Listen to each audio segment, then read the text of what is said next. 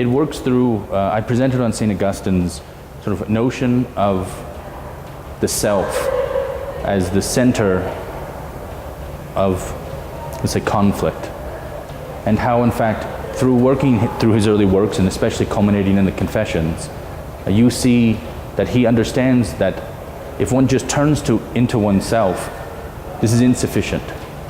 And ultimately he articulates an understanding of the self that is made open, open to outside world, to the influence of others, to the influence of God, to the church.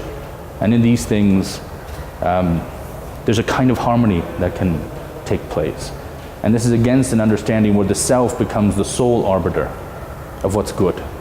A sort of closed-mindedness, a confidence of the self, but in itself is bent, is distorted, and leads it to conflict and agony.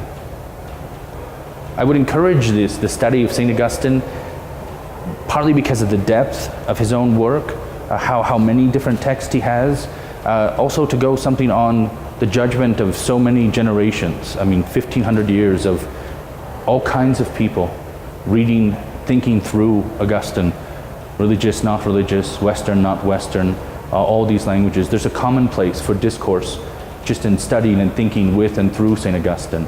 I would especially encourage reading attentively the Confessions, which are a masterpiece. They're personal and yet corporate, and I think there can be great corporate social richness and individual richness through studying Augustine.